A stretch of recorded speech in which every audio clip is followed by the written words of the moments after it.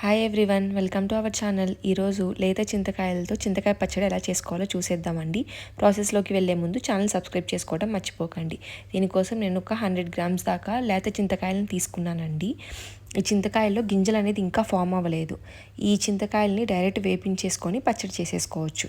దీని ఒక 4 to 5 days బాగా కడిగి వాష్ చేసుకుంటే పైన బ్రౌన్ కలర్ అంతా పోతుంది. దీనికి అటు ఇటు ఎడ్జెస్ తీసేసి చూపిస్తున్న విధంగా చిన్న చిన్న ముక్కలుగా తుంపేసుకోండి. ఇలా అన్నీ తుంపుకొని పక్కన పెట్టుకోవాలి. ఈ బాగా వాష్ చేయాలండి, లేకపోతే పచ్చడి తినేటప్పుడు మనకి ఇసుకిసగ్గా తగులుతుంది. ఇలా అన్నీ తుంపుకొని పక్కన పెట్టుకున్న తర్వాత ఒక కడాయి తీసుకొని ఆ కడాయిలోకి 1 టీ స్పూన్ దాకా ఆయిల్ వేసుకోండి. ఆయిల్ లైట్గా హీట్ ఎక్కిన తర్వాత అందులోకి 1 టేబుల్ స్పూన్ పల్లీలు తీసుకొని పల్లీలని లైట్గా వేయించుకోండి. పల్లీలు వేగడానికి కొంచెం టైం పడుతుంది కాబట్టి ఫస్ట్ పల్లీలని వేయించుకుందాం. పల్లీలు వేగిన తర్వాత అందులోకి ఒక 10 నుంచి 15 పచ్చిమిర్చి కారానికి తగినట్టుగా వేసుకోండి. అలానే మనం ముందుగా తుంపుకున్న చింతకాయలని కూడా వేసుకొని ఒకసారి బాగా మిక్స్ చేసుకోండి.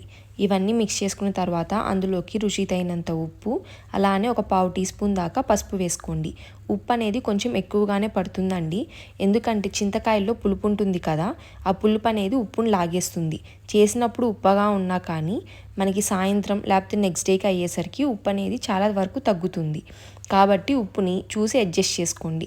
ఇలా చింతతొక్కు అనేది సపరేట్ అవుతుంటే చింతకాయలు బాగా మగ్గిపోయినట్టు.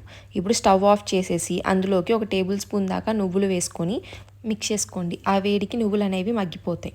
చింతకాయలు వేడి తగ్గిన తర్వాత మిక్సీ జార్లోకి తీసుకొని చూపిస్తున్న విధంగా గ్రైండ్ పట్టుకొని పక్కన పెట్టుకోండి.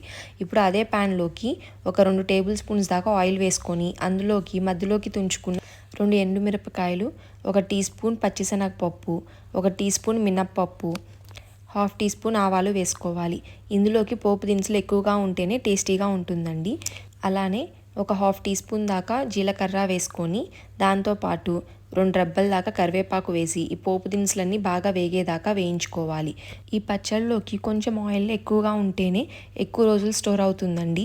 మీకు ఇంత ఆయిల్ వద్దనుకుంటే కొంచెం క్వాంటిటీ డిక్రీజ్ చేసుకోండి. ఇప్పుడు మనం ముందుగా గ్రైండ్ చేసి పెట్టుకున్న చింతపండు పేస్ట్ మొత్తాన్ని వేసుకొని బాగా మిక్స్ చేసుకోవాలి. ఇది వేసుకున్న తర్వాత స్టవ్ ఆఫ్ చేసేసి కలిపేసుకోండి. ఆ వేడి మీద మగ్గిపోతుంది. ఒకసారి బాగా కలుపుకున్న తర్వాత ఇందులోకి సన్నగా కట్ చేసుకున్న 1 ఉల్లిపాయ వేసుకుంటున్నాను. ఈ ఉల్లిపాయ వేసుకోవటం వల్ల అన్నం తినేటప్పుడు టేస్ట్ అనేది చాలా బాగుంటుంది. అలానే ఫైనల్గా కొంచెం కొత్తిమీర మిక్స్ చేసేసుకుంటే చింతకాయ పచ్చడి అనేది రెడీ అయిపోయింది. ఈ పచ్చడి ఫ్రిడ్జ్లో పెట్టుకుంటే 10 to 15 days ఈజీగా స్టోర్ అవుతుందండి. మీరు కూడా ఒకసారి ట్రై చేసి ఎలా వచ్చిందో కమెంట్ సెక్షన్లో కమెంట్ చేయడం మర్చిపోకండి. కంప్లీట్గా చింతకాయలతో చేస్తున్నాం కాబట్టి ఇందులోకి కొంచెం ఉప్పులు కారాలు ఎక్కువగానే పడతాయి. కాబట్టి చేసేటప్పుడు చూసి వేసుకోండి. Thanks for watching the video.